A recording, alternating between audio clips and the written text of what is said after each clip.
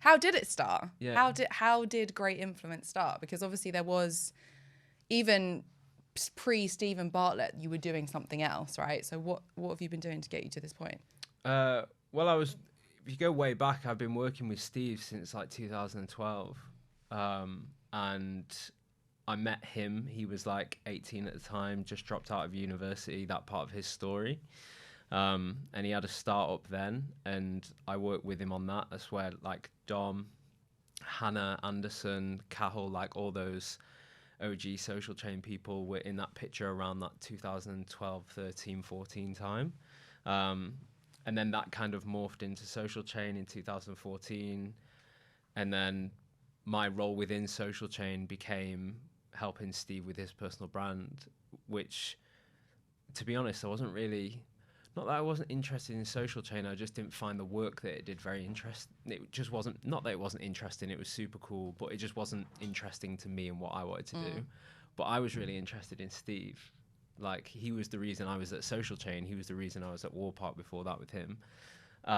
So it just made sense that we did that. And obviously, you know, we worked on that for 3 years together, and that did what it did. And in 2018, I just got to a point where I sat down with a friend and I just said, I feel like I'm coasting, and the worst part is I'm completely fine with it. And that's not how I was. It's not how any of us was in that circle.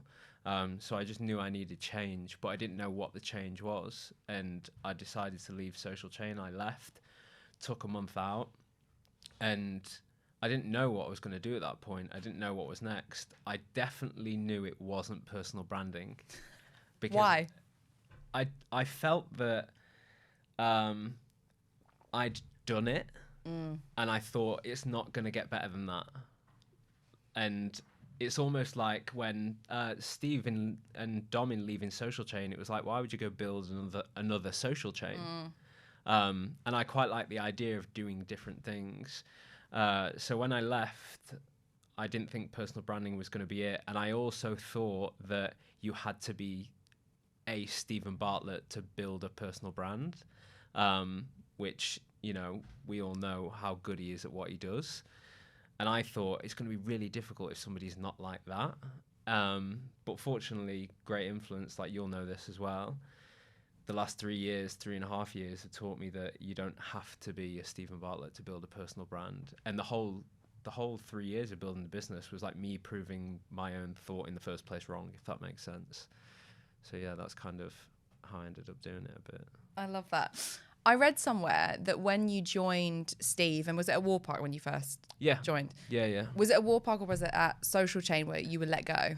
Yeah, social chain. So talk me through that. Yeah, traumatic. I was going to say, like, for both of us. Spill the tea. For both of us. No, it was. So the reason it happened, it was 1,000,000% the right decision. And if I was in Steve's shoes, I'd have 100% done the same thing. And I just wasn't performing, which if you're in a business, especially a business like that, the thing was, him and Dom cared for me so much that I probably got an extra 6 months than I should have out of how much they cared for me. And, you know, we're friends and all that kind of thing. But at the end of the day, and I was struggling as well. Like, I was really, really struggling. I was anxious. I was depressed. Wow. I was really not in a good place. And it just came to a point where it was like, you need to find what's right for you and go be somewhere where you're not depressed and anxious and struggling, that you can learn better and all these kind of things. Was it the company that was making you feel that? It was, so just for context, like the job I had before working with Steve, I was a cleaner in a gym for like 8 hours a week. And I was studying when I met Steve. So I didn't know, and my title at Social Chain was marketing director. I didn't know how to do anything, never mind. So I'm figuring it out from like literally day one, which is like a really, imagine somebody, it'd be like me trying to like, I've never filmed a podcast before, and then just go, right, film a podcast. And I'm figuring out on the job. And the problem is, I've got to film the biggest podcast in the world, or the one that's growing the fastest on, you know, in the country. Like Social Chain was like a incredible rocket. And yeah, I was just really struggling. And I needed to be. Like, for me as well, the day I got let go, I've never felt more relieved in my life. I was like, I don't have to stop pretending anymore that I know what I'm doing. So, do you think it was that pretending that was making you feel anxious, or were there things happening outside of your... no, like, I was kind of like Dom. I was just like self-medicating in bad ways to, try deal with it, and then that gets you into a cycle of like you perform even worse because you're still hanging from the weekend, and it just gets worse and worse and worse. And that was never me as well. I was never that person. Like, don't get me wrong, I love a night out and all that kind of stuff, but not to the degree that was happening in that period. And yeah, like I say, I left, and it was on like the best terms it could have been for something that was quite heavy, because I was also that first 20 people at Social Chain, and it was 25 of us at that point. We did everything together, and I mean, it was like family. We spent all day, all night. We went out the weekend together. We went here, we went there. We did everything together. And I was the first one that left. So when it happened, it was like everyone was like, this is heavy. And it must have been really, really difficult for Steve and Dom to do.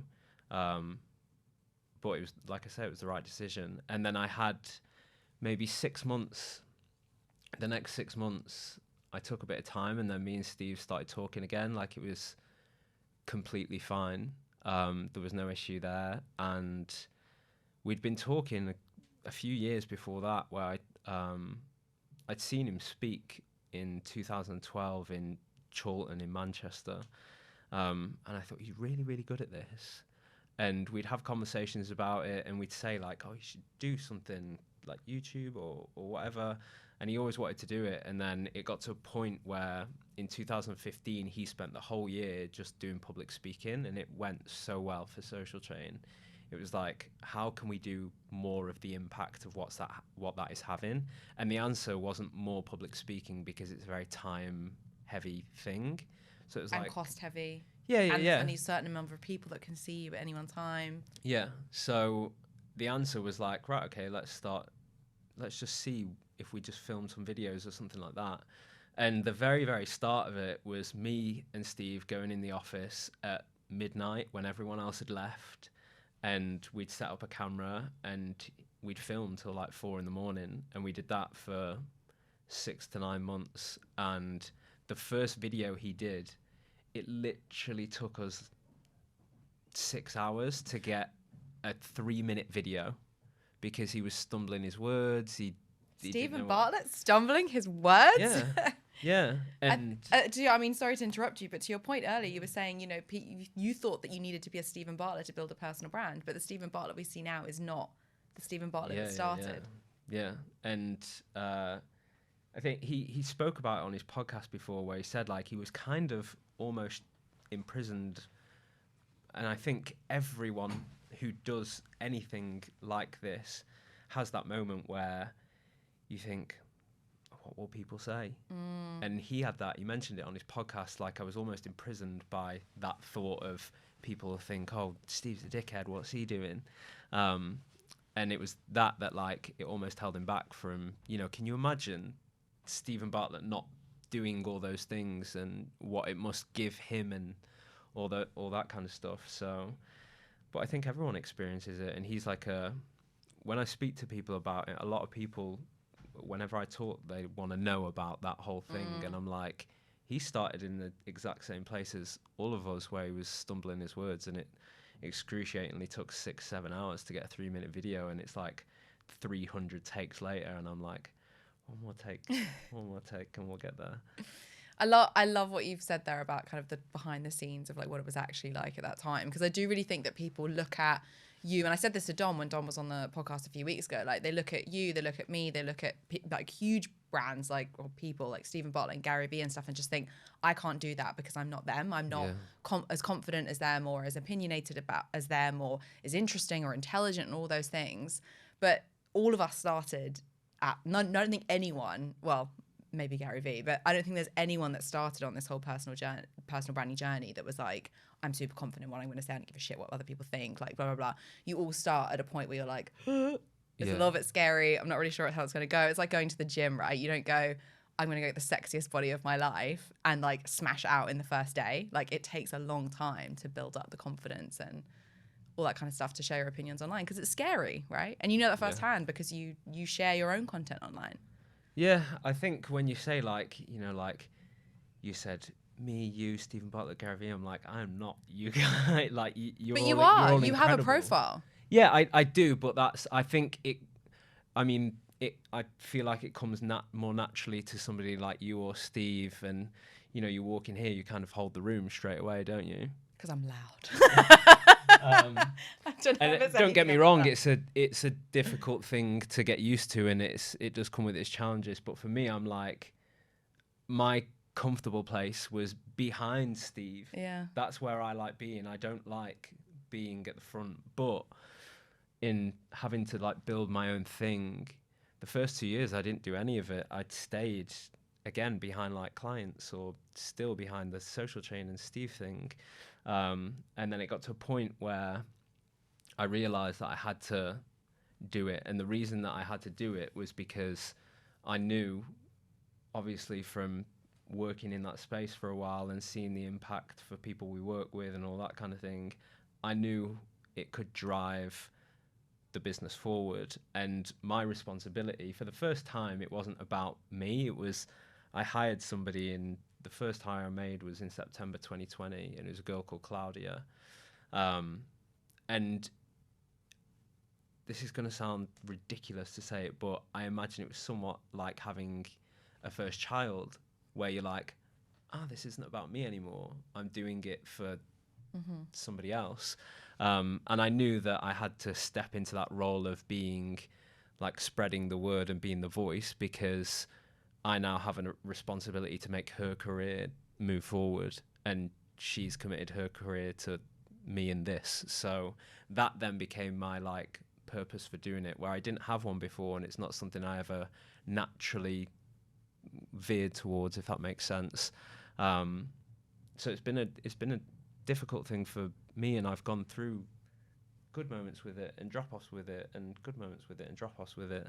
So I think I try to use that whenever I'm talking. I do like webinars and things like this, and I always talk about personal branding from my personal experience, not clients' experience, because the chances are that 99% of the 10 people that might be listening to it, they're not like Stephen Bartlett, but they feel that they should be doing something along those lines.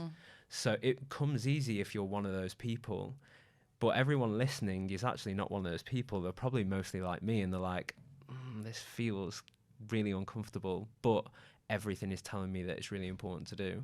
So that's why I just try to speak on it from like my personal experience and what I've gone through and how I found it and how I've overcome, or not overcome, because I still go through it all the time. That idea of like putting yourself out there and trying to be comfortable in that. You said a minute ago what spurred you on was you know, and to your point about having children, I have 2 children, and I can attest it's very similar. Right. Like when I first hired D, like I was like, oh my God, I have a responsibility now. Yeah. Like what if it fails? Like I've got someone else's wages to pay, and it's terrifying. I actually think having kids is a little bit easier than having employees, because children, really? You can kind of tell what to do, whereas your employees, you don't want to tell them what to do. You want to tell them what the outcome needs to be and sort of let them figure it out along the way. Because if you were hiring someone to just do a job, it wouldn't matter who you hired, right? But you are hiring someone to, certainly in a startup, like you're definitely further along than I, but I'm hiring people to help me get to the next step. And so I can't really tell them what to do. I have to kind of like let them do their own thing, which obviously then means I have to focus on making sure that the business is afloat and they have a job to come back to on Monday. Exactly. But you said a minute ago that it was hiring Claudia that kind of spurred you on to go, right, I should be doing this too. Yeah. What then happened next? From a point of me putting myself out there. Yeah. Because you've said there that you were uncomfortable with it and it didn't come naturally, which I can totally relate to. Like the first piece of content, I know the first thing I posted on LinkedIn was a video of me walking down the road filming like one of those really cringe ones with like the headphones and whatever. And I'd just read this book and I just felt like I needed to tell people about this book I just read. It was so interesting. And I actually went back and watched it not too long ago and I was like, oh my God, how did I put that on social? It was so bad. But it was almost like I had to rip that Band-Aid off even though it was so bad just to start. So how did you start? That is such a great way of putting it. And you'll know this, like, sometimes with people we work with, you're almost telling them, like, you have to go through this moment where you're like, oh, I'm not sure, or it's not quite what I want it to be. And I think the difficult thing is for people as well, is that it would have been easier to start doing all these things 3 years ago when there's not people left, right and centre who are smashing it and you're comparing yourself to how they're doing and your content might not be as good yet or whatever like that. I think that's like a really good way of putting it to people. Like, if you feel like it's not as good as you think it should be or what everyone else is doing, it's just like that. It's a Band-Aid moment. You have to go through it together. But for me, it was, I think I've got a lot of just self-belief naturally. It's just in me. That's why I always like heavily gravitated towards Steve. It was like, he was like, you know, radiating self-belief. And I was like, if I spend more time with him, then that will ignite me further. But as like, I'm quite introvert, I'm quite quiet, quite shy. And it's like a battle of those two things, like the self-belief. It's like the devil and the angel on the shoulder, right? And for me, I just had to figure out what I wanted to do. Like, how did I want to do it? Because it would have been very easy to look at the blueprint of how to build a personal brand in 2021 and just like download the PDF and follow the rules. Especially as you basically wrote the rules, because the biggest personal brand in the UK, I would say, is Stephen Bartlett. And you were a huge part of building that brand, right? Yeah. So finding your own path. Yeah. How? I just think it was, like, you'll know this, being on LinkedIn, for example, right now, it's very easy in a couple of days to figure out how to gamify that platform. And you could just do that. And a lot of people just do that at times. Polls, yeah. Algorithms. Yeah, yeah. Go for likes. Yeah. And I think that there's an element of that you can incorporate, and it definitely plays a good role at times. But I almost wanted to, because my biggest thing with the people we work with is trying to not get them to do that. Like, don't worry about finding the fame and the engagement and the reach and all that kind of thing. That'll come if what you're saying lands with people. And I felt it was an opportunity for me to go the opposite way and be like, do you look at what I do and think, oh, that's quite authentic, and I do know Ash, and that kind of feels like the person I know, rather than me just tapping into everything that you can do to build an audience and all those kind of things. So for me, it was just a chance to almost be a case study myself for the things that I'm trying to tell other people are really important and not to get too caught up in. And I'm never going to have like hundreds of thousands of followers. I'm just not that kind of person.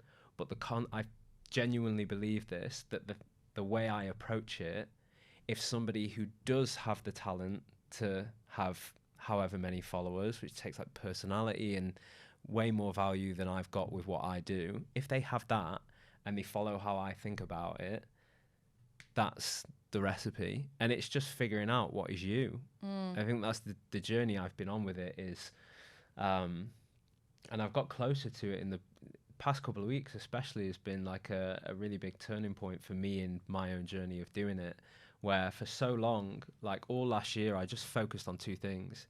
It was like, what are the two things that I'm exposed to on a heavy degree? Because the problem was, I was thinking, what can I post today?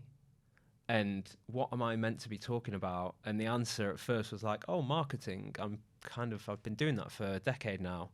And then I'd sit there and think, what can I say about it? And my brain just wouldn't grab onto any of the branches. And I realized that maybe I just don't really care that much about marketing as much as I maybe thought I did. So I was like, right, okay, I need to be like overwhelmed with the amount of ideas I could have. And I figured out like the two things was like personal branding, the art of it, thinking behind it, all that kind of thing. And then great influence. Like as long as I'm running great influence, I'll be exposed to those two things on an immense basis. I'll never be short of things to say. And I just did that for like a year, and it worked really, really well. And then the change that I've had in the past couple of weeks, and I think this is, like I say, for anyone that might be watching this and is a, maybe they don't feel they're like the extrovert or the talented in this field, you have to get to this point that I think I'm just about at now, where I've just started to figure out how I put me in there. So great influence, even though I run it, it's not me. Personal branding is just something I'm interested in. But over the past couple of weeks, I've started, so the last few things I've spoke about is like how I'm a bit of a nonconformist. I took an unconventional path. There's like did a post on this tattoo that I had, and what does it say? It says, "I want to be the minority." Love that. It's like a song lyric from when I was a kid, and it's just this whole thing about like taking your own path rather than, and your own path is there's not many people that do. Like, I know we're in this world and we see so many inspirational people, but if you go back to where you grew up, you and me are probably just one that took a different path and everyone went that way. So it kind of like that for me. And then I did another bit after that on how I've struggled with the idea of being like the identity of an entrepreneur when I'm not that kind of person.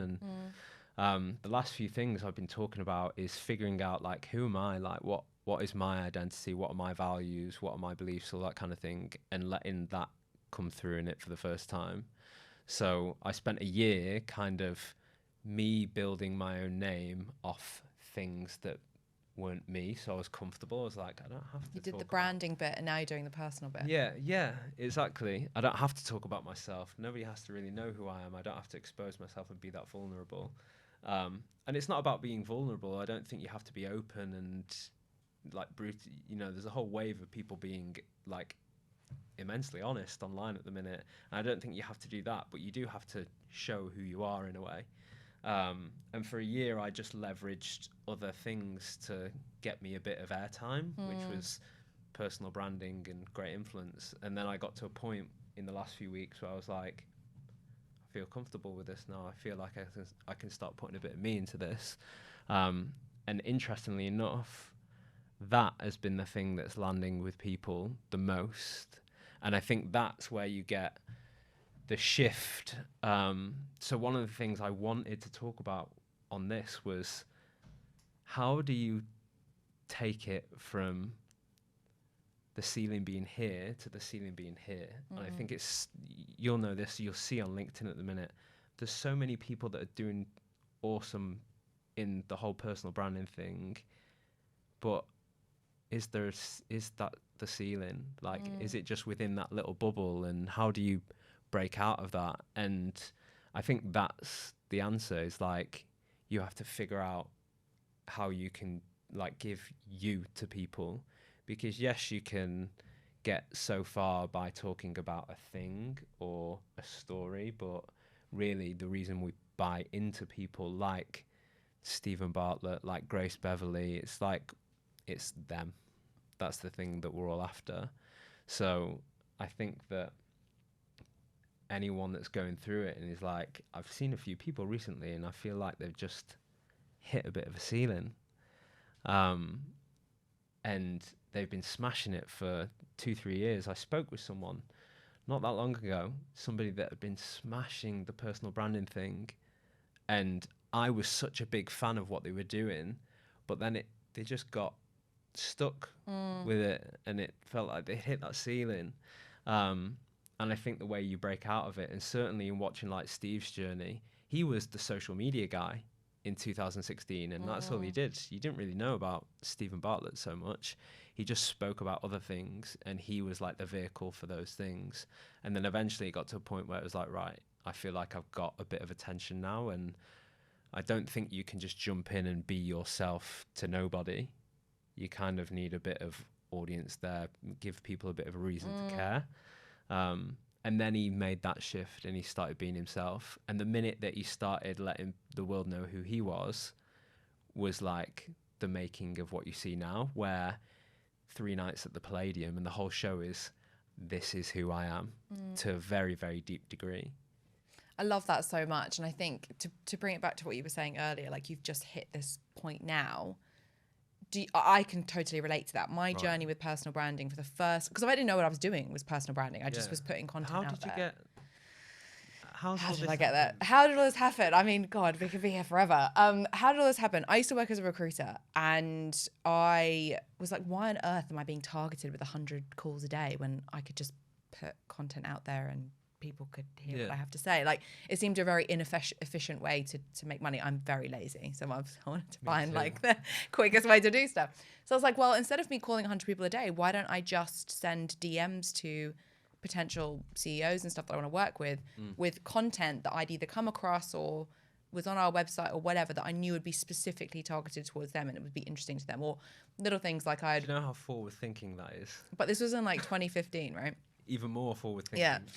And I used to send them stuff. So I'd hit list of like 20 people. I'd send them these DMs being like, have you seen this? Super interesting. I'd set up Google alerts for acquisitions, IPOs, funding, etc. So I, as a junior recruiter with no experience, would be telling the CEO of Global Web Index, did you know that your competitor just got acquired? And they'd be like, how the fuck do you know that before we do? And so I kind of created these like little weird relationships with specific people that I wanted to get into. And once I kind of built those relationships and became connected with them, I would then start sending them emails or like posting content that I knew would be interesting to those people and commenting on their content. And back then I didn't even really think it was like anything. I was just like, this seems like an obvious thing to do. And then I got quite a lot of success with that. And, you know, I was billing quite a lot of money for a recruiter that made no phone calls. Right. And the employer that I was working for couldn't understand why I was doing that, and obviously realized what I was doing was marketing. And then rehired me as their marketing manager. And then I tried to scale that. So I was like, well, the only reason that a client will work with a recruiter is because of the recruiter. The client doesn't give a shit whether you're a global organization with 100,000 people or that you work on 20% terms. They don't care. All they care about is the relationship that recruiter's got with them and that they trust them to get the job done for them, right? So I was like, why are we marketing the business? Like, what is the point? Because that's just exactly what every other company does. Yeah. If we market the individual, that's like a scalable relationship builder. Like I can reach 1 million people with that, as opposed to a one-on-one conversation that you can only have a certain number of those in a day. And when I pitched this to my employer, they were like, that's the stupidest idea we've ever heard. What are you talking about? Like, this is ridiculous, blah, blah, blah. So I was like, well, I'm just going to do it anyway, even though you're not interested in this. And within 6 months, I'd built up like 8,000 followers from like nothing. And I was like, see, like there's reach here. I was getting inbound leads. I wasn't even a recruiter. I was a marketing person. I was getting inbound leads to the business. And then as a result of that, I got headhunted to go and join a VC. And the VC was like, we want you to do that here. Yeah. And so that was kind of the start of my journey. And it wasn't really until I was kind of posting content about recruitment marketing and about recruitment and about employing and all that kind of stuff that I was working on myself. And to your point, that wasn't really like any of me. That was just like the stuff that I was kind of interested in, but like there was no personality to it whatsoever. It was just like, you know, whatever. It wasn't until I started getting DMs from people being like, how the fuck did you get 8,000 followers in 3 months? Like, we've been following you. Like, tell us all the tips. And me being lazy, to my point, I was like, why am I going to reply to all these DMs when I can just share it? I'll just post content about it. And then like from there, it was like stratospheric. Like, it's just everything that happened in that moment. So see, the way that I learn about how to do all this is I just watched the master at it. And you learn a lot from being that close osmosis. To somebody that's that good at it. Whereas you just figured it out on your own. Like, you are him. That's how you think about it. I could have never got to this point without him showing me the way. It wasn't intentional though. I didn't intentionally go, I'm going to build my personal brand. I was like... But it's intuitive, right? Which is, I think that's incredible. Yeah, well, we'll see. We've still got a long way to go. To your point about the ceiling, though, it is really interesting what you were saying there about there is a ceiling to this, right? Like, there will be people out there who are plugging away, and might hit like 20, 30, 40, 50,000 followers, and then it kind of like stops. And I really do think it's at that point where this kind of bullshit mask that we all put on of like who we are online then stops being so interesting. And now it's interesting. Like I still talk about personal branding because obviously I love it. Like I genuinely think the future of branding is human to human, like human to human marketing. We see it with influencers, with reality TV, with Stephen Bartlett, Gary Vee, you know, Grace Beverly, all these people blowing up, not just as individuals, but as businesses off the back of their personal brand. So I really believe in that. So I still talk about that, but it's all the stuff where I'm talking about my divorce and my kid's first day at school, and like the fact that my first business ended up in bankruptcy, and the fact that this whole journey has been so crazy mental. Some days I want to cry. Many, many days I want to quit. I'm like, why the hell am I doing this? Like I should just go and work for someone else. Would be so much easier for me if I worked for someone else. And I share that stuff online. And I think those are the things that make people connect to me, like that. Those are the things, to your point about having the ceiling, that's the difference between having a following and having a community. Because your followers will be there to learn something, right? Easy win. Your community will be there to rally for you and be inspired by you and being enraged about stuff that you're enraged by. And I think that is really, once you tap into that, like then there is no ceiling. It's just infinite. And I think that's what Stephen does so well. Well, his show is like, you know, he was saying about it yesterday. He was like, people don't know what they're getting, and some people don't like it. And still buying tickets. Yeah, some people don't like it. Some people turn up and are like, oh, I came with a pad and a pen to take notes on business advice. And you get there and it's like, there's a gospel choir and there's people singing and he's performing in a way that you've never seen him perform before. He's telling you things that you've never heard before. And on the billboards outside of the Palladium, it says created by Stephen Bartlett. And I found that like created is like a really interesting way of putting it, in that he's brave enough to do something that is different. I've not seen anything like that before. And just the fact that he had the balls to do it. And, you know, he's in a position where if it goes wrong, you know, he's on TV now, and you know he's got to get things right. He's got a lot to lose. Yeah, exactly. But he's, like you say, he's built up a community of people where whatever is prefaced. So it's the Diary of a CEO Live, created by Stephen Bartlett. Whatever is prefacing that, created by Stephen Bartlett, people will turn up. Could be anything. They don't even need to know. They will buy the ticket. Sit in silence with Stephen Bartlett. Yeah, they'll buy the ticket and show up. And I think that you only get that from that aspect, like you say, of people buying into you. It's community. Yeah, it's 100%. You can't talk at an audience and expect them to show up for you. They might learn something, but they're not going to show up for you. The whole thing about, I think anyway, the secret sauce to all of this, the thing that ties everything together is the personal bit. And I think that is the piece that almost everyone forgets. Like they go, I need to have a content plan. I need to be talking about something.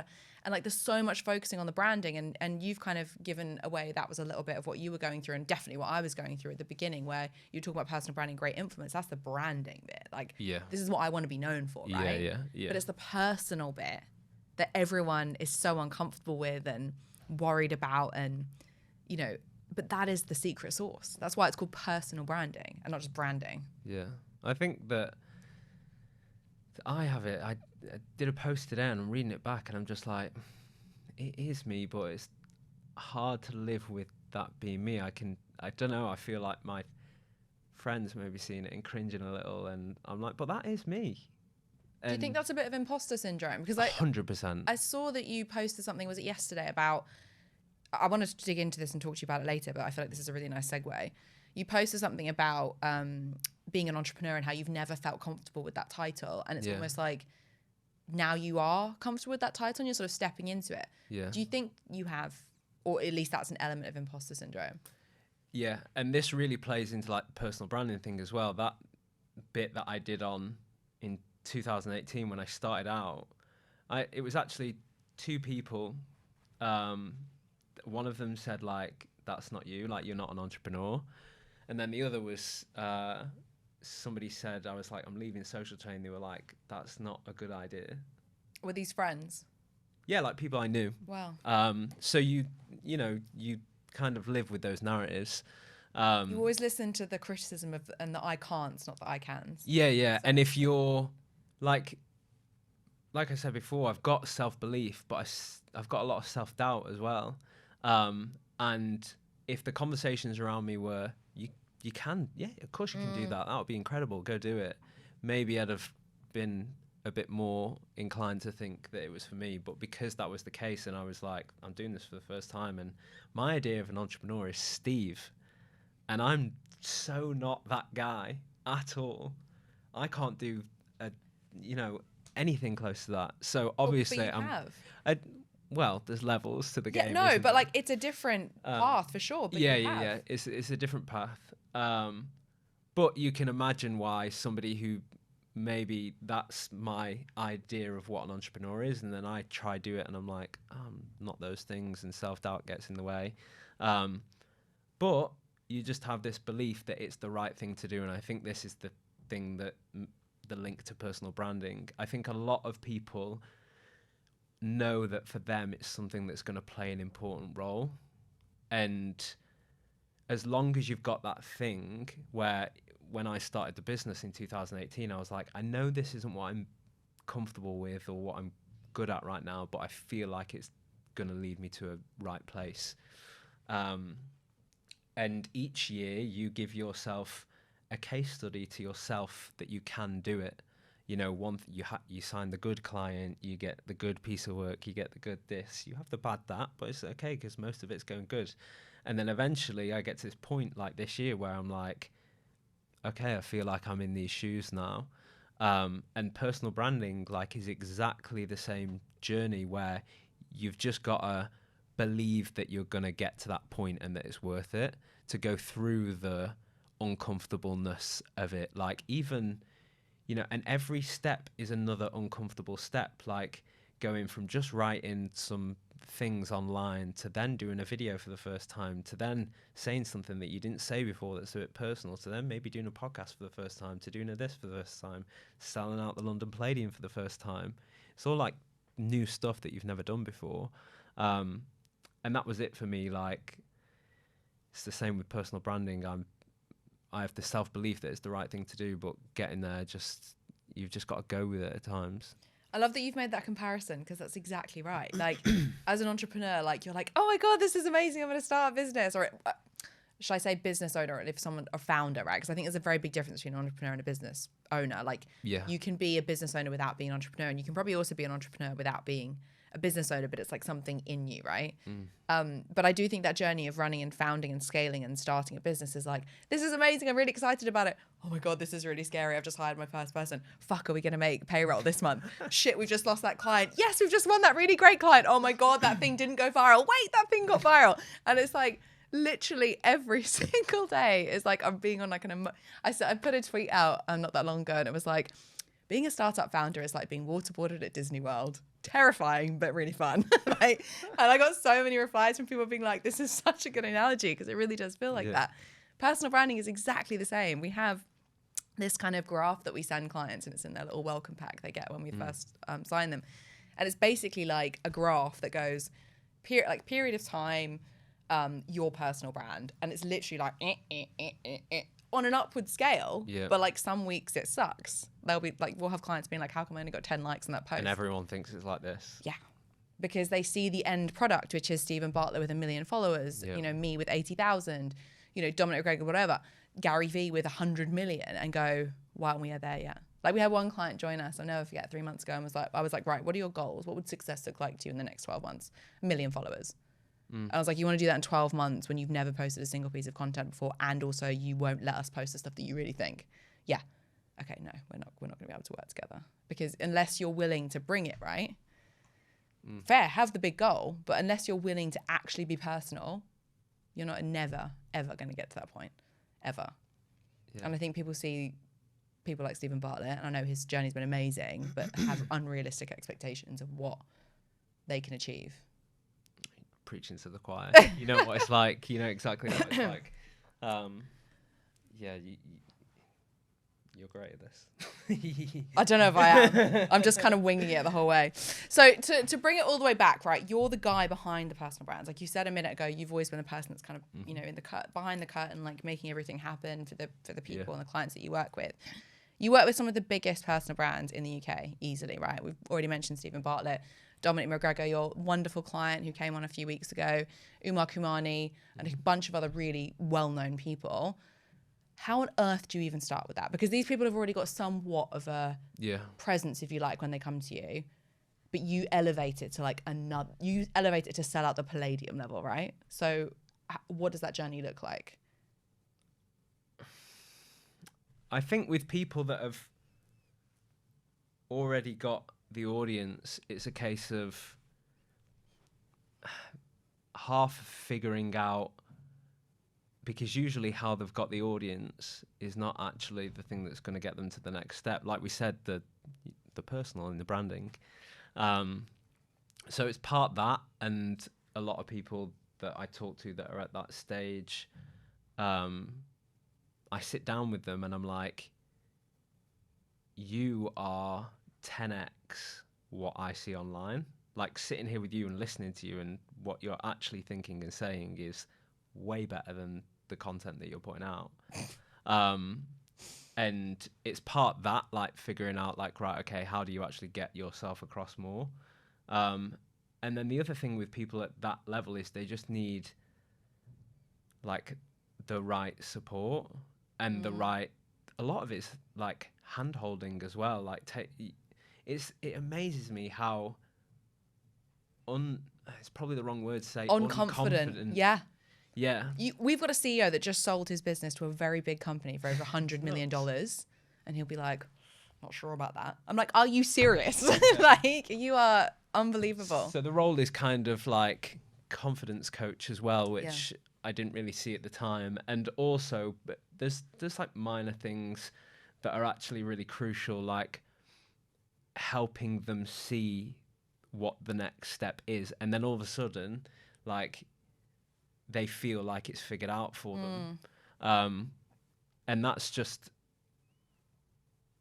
it's so nuanced, like, you know, helping people understand how you actually really get to the top. Like, what is it that makes Diary of a CEO the biggest podcast in the UK?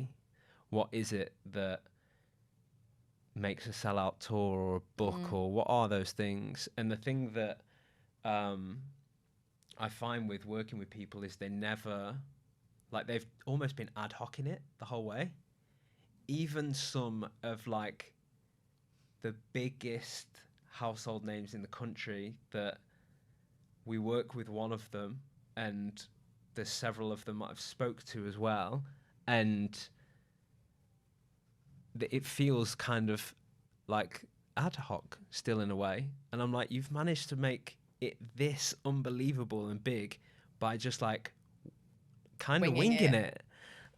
So it's like bringing in the right support around them to make them feel that they can organize the next step, and somebody is there to help them get to the next step. And they just need a team around them at that point. A lot of people are doing it on their own. There's not many people that have got like teams around them. You know, Steve's got a team around him now, and they're like, that team, if people were able to see, again, this is, people will look at Stephen Bartlett and think, who want to build a personal brand, are really passionate about it and are investing time and money into it, they'll look at that and think, right, that's what we're going to try to do. But what they don't see is like the behind the scenes of that, and the people that are in that team. Like Steve's team are unbelievable, and he's unbelievable, and together they work and put in the work to make it all unbelievable, and people don't see that bit. It's like game day, right? Everyone sees footballers on game day, 90 minutes. You're useless. Why didn't you score that goal? Blah, blah, blah, blah, blah. But what they don't see is the pretty much 365 days a year that person is practicing, training, eating right, not drinking.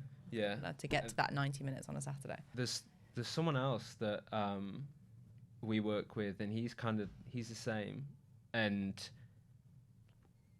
easily one of the most well-known people in the country.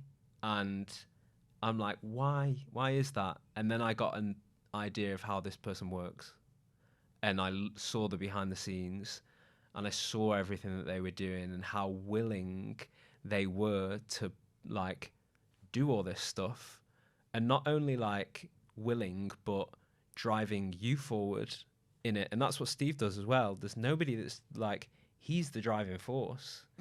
Whereas I think and you have to be, regardless of whether you're working with someone or you're doing it on your own, it's the same as business. Personal brand is very, very similar to being an entrepreneur. It's like having another business in a sense. And you have to be the driving force behind it. I'd say even more so than the business, because the business, other people can figure out the brand. No one can figure out you better than yourself. So you have to be the driving force behind it. And the people that I've seen that are at the top of the game in this country are unbelievable driving forces for their own voice. It's hard though, isn't it? Because people will listen to that and go, yeah, I want to be really involved. But then 3 weeks in, they go, what should I say today? I've got nothing to say. Yeah. And I think for me anyway, whenever I have those moments, which I often do, like I'm not going to sit here and be like, I'm just I have them brimming with ideas all the time. Yeah. The way I get around that is I consume as much content as humanly possible. And that might be, for me, this is content, right? Regardless of whether there's cameras here or not, we're having a conversation. A lot of what you're saying, I'm like, ding, ding, ding, ding, ding. Like, that's so interesting. That's so inspiring. It could be a scrum that I have with my team. It could be a podcast I listen to. It could be some music I'm listening to, a book I'm reading, an article I've read, a tweet I saw. I try and like get as much in as humanly possible, because I think it's almost impossible to share who you are if you're not being inspired. Like you can't just go, oh, this is who I am, world, and like expect that everyone's interested in what you have to say, because there's no way you will get to the point where you can say what you want to say if you're not triggered in some way to say it. That's spot on. So because I've been going through the same thing this week, where I'd not been inspired for a couple of weeks, and I just wasn't being a driving force for myself because I wasn't inspired. And then I come to London, and I'd done like last 2 nights watching Steve's show at the Palladium. I've, all the people from that world, I'm seeing them, just catching up with everyone. I'm meeting friends down here, doing this, meeting clients. So much inspiration and just real good energy and good vibes around the past like 3-4 days. And then also I've soundtracked that with really uplifting music and all that kind of thing. And I could write a book right now, whereas 2 weeks ago I couldn't even write a tweet. And I think when you make that point, like, you need to inspire yourself, and you need to like triggers, because I'm not great at just like, I think a lot of people aren't just like come up with an idea. I don't know anyone that can. Yeah. Anyone. It's really hard to just do it cold. Yeah. Writer's block, there's a reason why it's a word, it's a phrase, right? Yeah. So I think that's, again, like such a great way of putting it. Like, you need to make sure that you're inspiring yourself in some way, shape or form.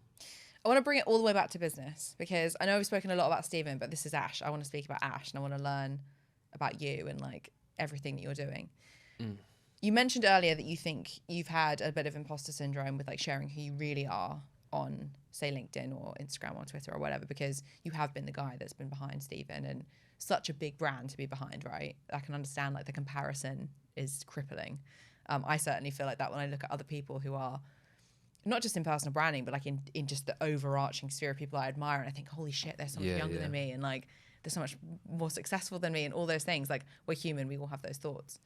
How have you moved through that in business? Because I think everyone in business goes through that at some point. Like, they're better than me, they're making more money than me, that person's younger than me and founded a business, oh my god, they're a unicorn. Like, it's kind of crippling sometimes. Yeah. So in Steve's book, actually, a really, really nice thing that he said, he wrote a bit about how we kind of met, and when he met me, it says in the book, unfortunately, that I was dressed head to toe in the most awful grey tracksuit. I remember reading that. I do. Right, yeah. I had the book in Italy and I smashed it out in about 2 days. I remember that. And I was staying in the spare bedroom in my mum's house playing like video games, and that was it. And I wasn't doing anything. And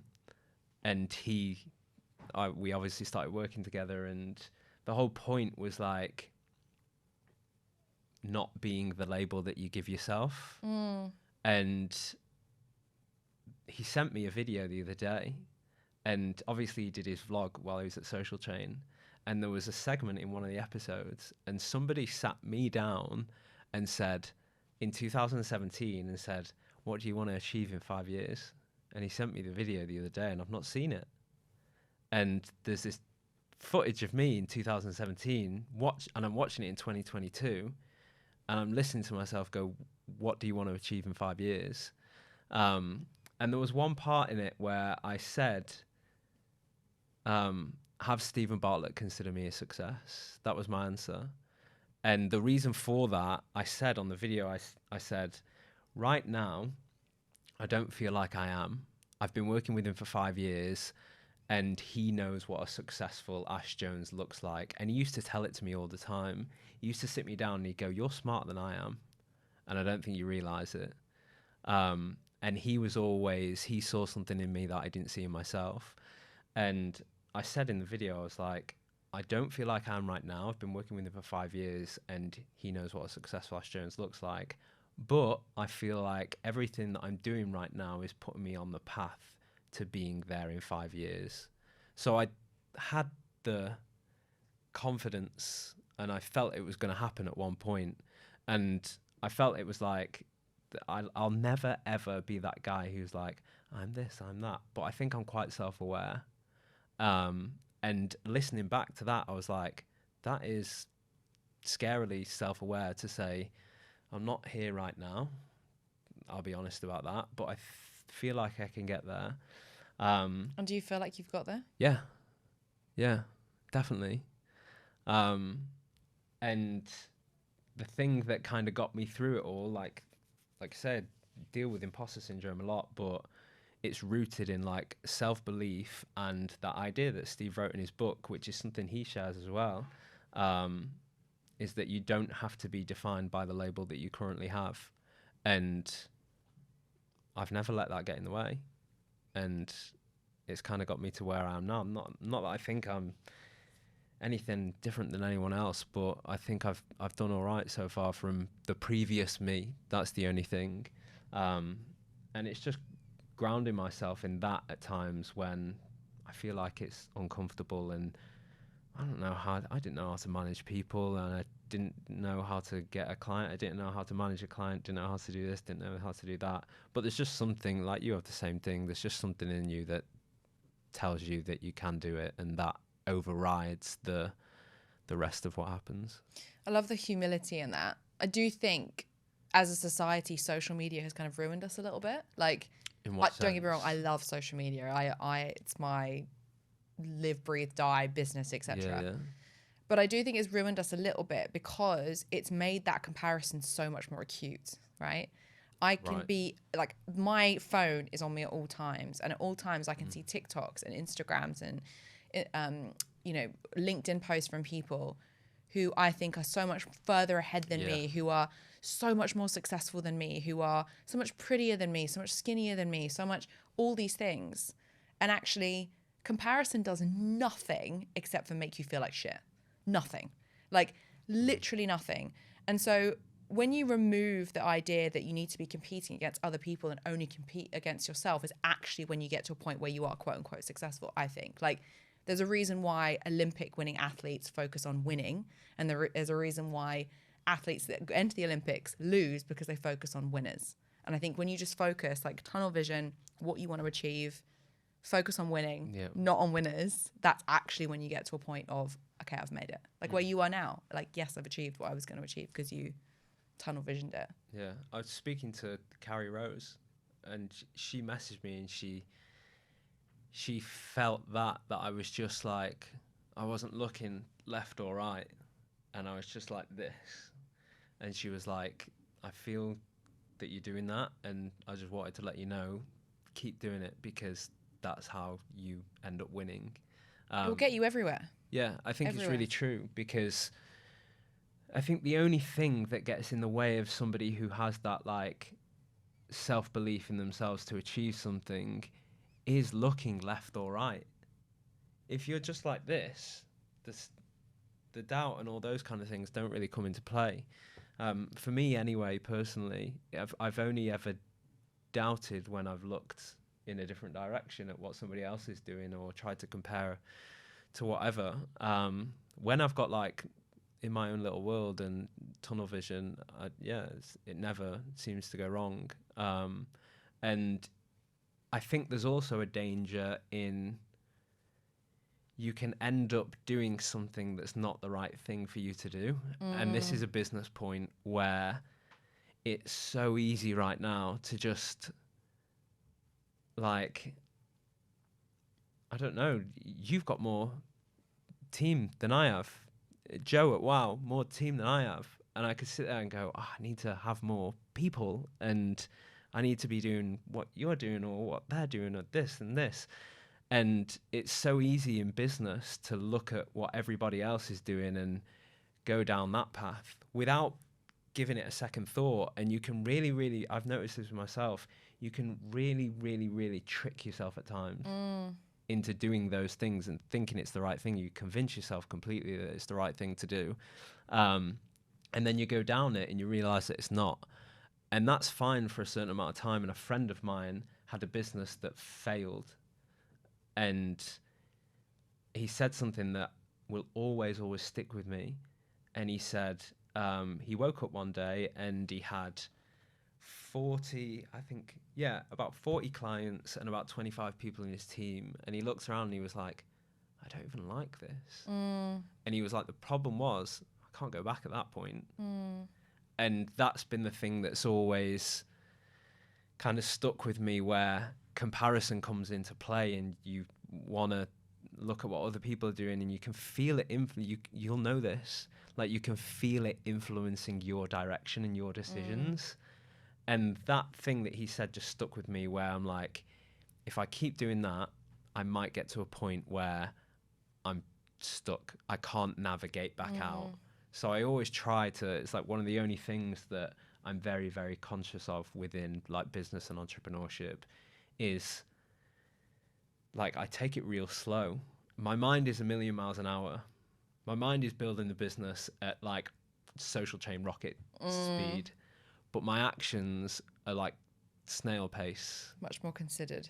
Yeah, because I'm very concerned about the idea of being influenced by something that isn't what I want to do. And I'm like, not that I'm the, how to put this, like the point of failure in all this, but I'm a really crucial element of everything that we're doing. And if I don't enjoy it, it's done. Yeah, 100%. It's done. Your team will feel it. Yeah. And they'll be done. Yeah. And then you have no business. Yeah. So it's like the one thing that I've tried to do, and it's been very fortunate in helping that comparison thing, because I fall into that trap so many times. And it's always been the anchor that I pull back to, that I'm like, yes, I feel that and it hurts, but remember that thing that he said, and you do believe that, that if you, and I feel like he did that.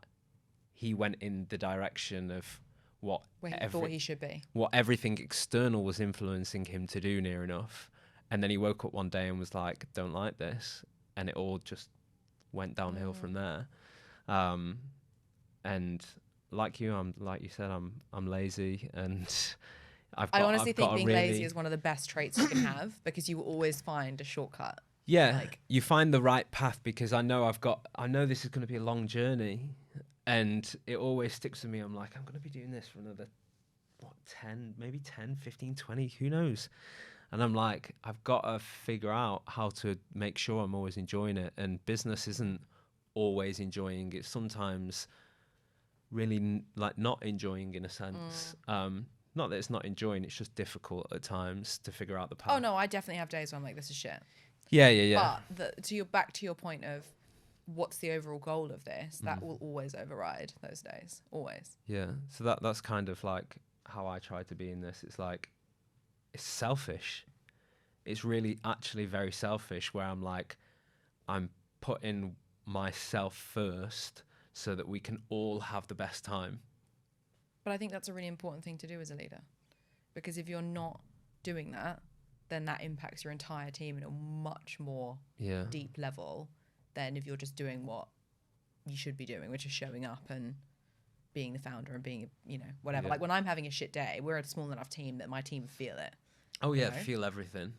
And if they feel it, like that's not necessarily a good thing. So yeah, I think it's important that you should put yourself first, because also on the whole topic of kind of mental health, if you're burning out because your soul is being sucked by something you're not enjoying, you can't run a business anyway. It doesn't matter how much you enjoy it. Yeah.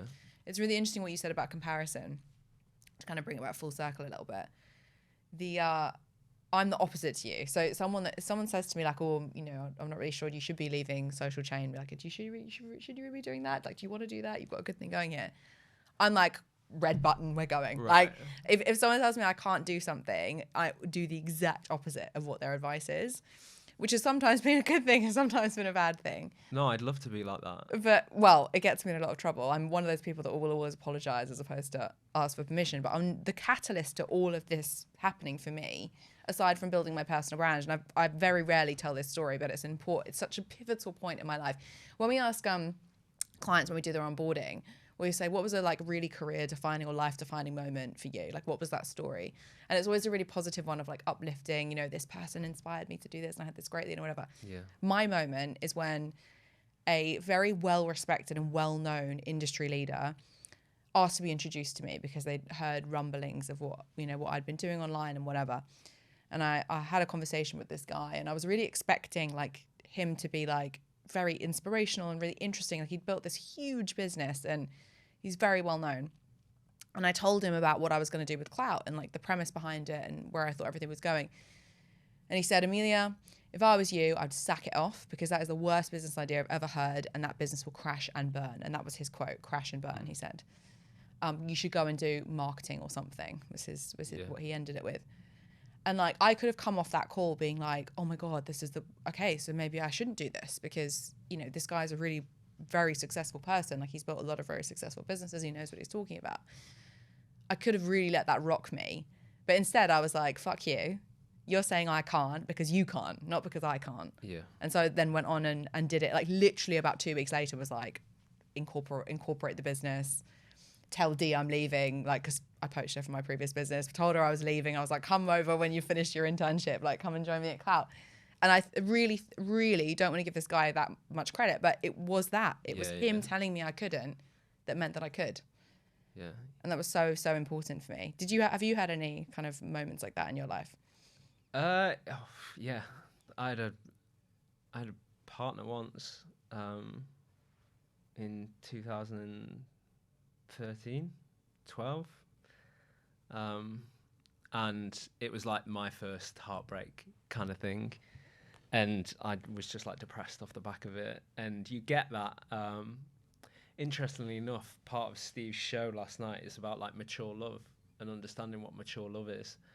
And I was so immature.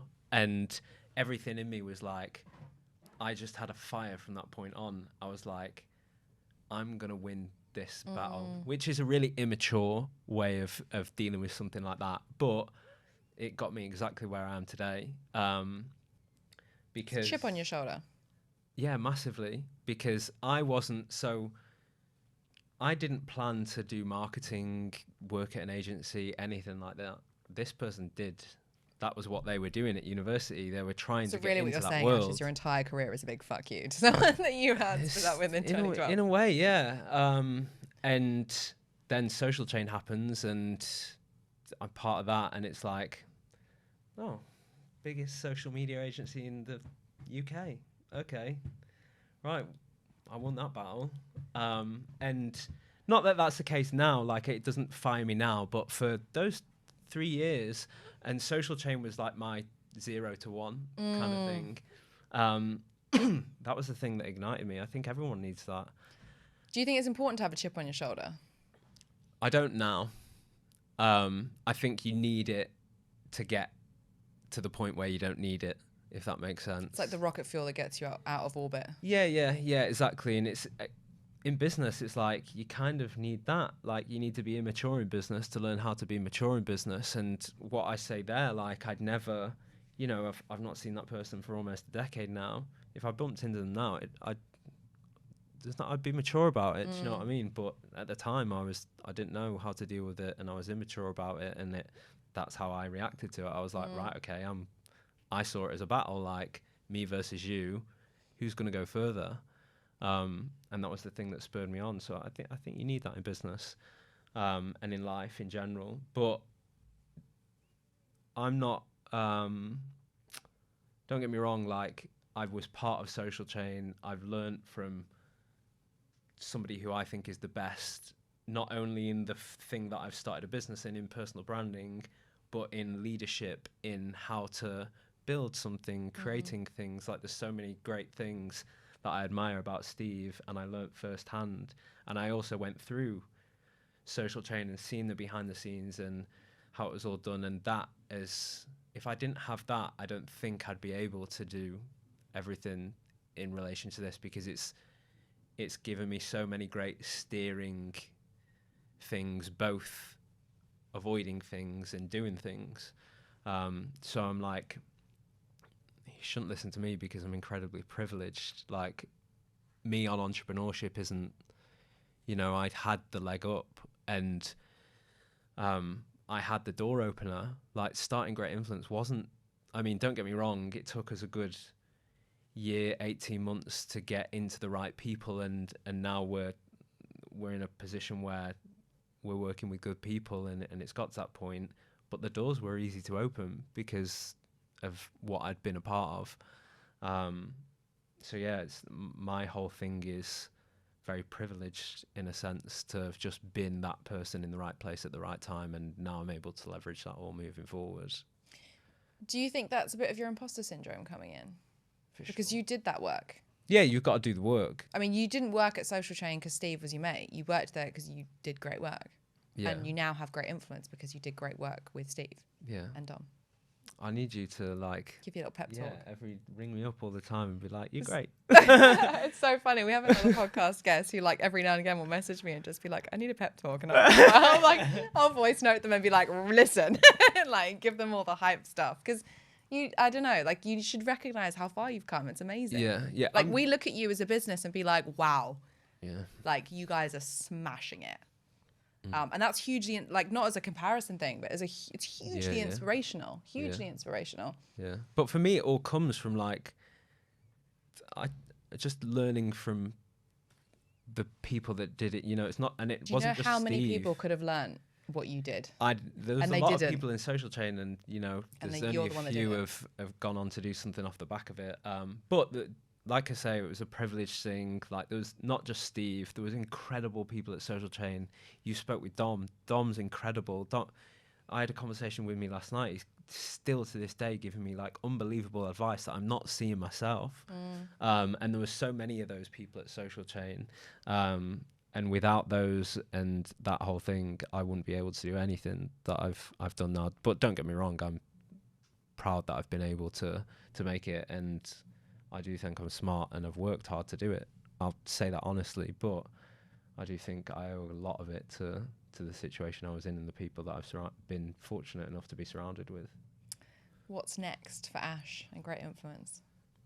I think it's finally starting to come to a formulation of what it is meant to be for the first time. So with Great Influence, for 2 years it was just me on my own, and I had no idea what it was meant to be or where it was going. I was just riding it, and then started building a team around it, and it started moving forward.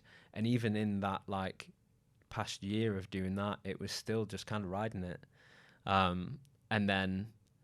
But I felt like over the last 12 months, I've been putting, how I kind of said it to someone recently is, I feel like I've been putting jigsaw pieces down in a puzzle, but I can't quite see the picture yet. And then the other week, I put a piece in and I went, oh my God, the picture. And then you can all of a sudden start to piece the jigsaw together from a vision point of view and what I always wanted it to be. And again, that what I've just said there, what I always wanted it to be and what I thought it was. And it's been really difficult to just tune into that because there's so many opportunities and so many people who say, oh, let's do this and take it this way. And people that you work with, like, I say no to 95% of people that come into my inbox about working with us because I'm so crystal clear almost on what it is and who it's for. But it's very hard to say no when opportunity is there. It's, you know, most of the time it's easy to just go yes. And like, you'll have had this, I've done this in business where you just go, yep, great. And then before you know it, you're a couple of weeks in, you're like, this isn't right for us. The most valuable thing we did was bringing in what we call a personal brand accelerator. So any client that passes like our qualification process, just like phone call, whatever, we put through a 6-week contract where we take over their socials and do what we would do anyway. Right. And at the end of that 6 week, we then measure them against things that we've identified make a strong personal brand. Right. And if they pass, happy days. So let's keep working together. If they fail, we're really sorry, we're not the agency for you. And it's almost like it's like an extra layer of protection for us, but also a layer of protection for the client because they don't want to spend all this money with us over a year and get nothing from it, when actually it's not because we're a shit agency, it's because they're too scared to have an opinion, or their communication is shit, or they won't give us access to what we need to have access to, or they won't let us talk about the things that we really want to talk about.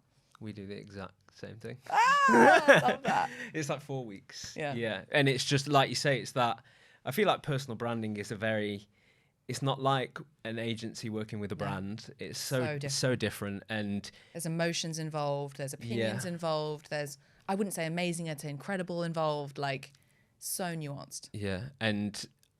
But I learned that from just saying yes.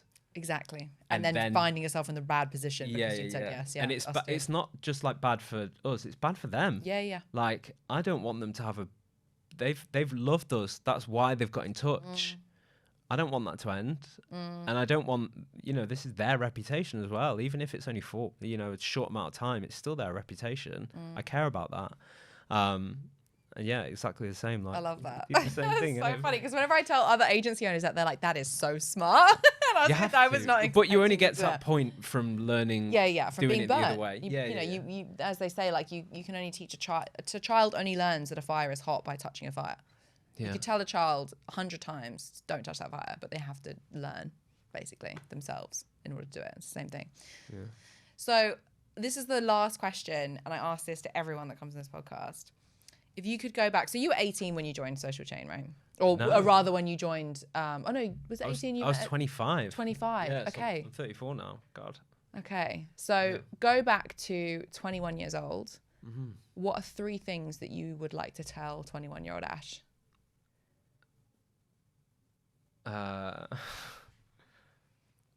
It's okay to come out.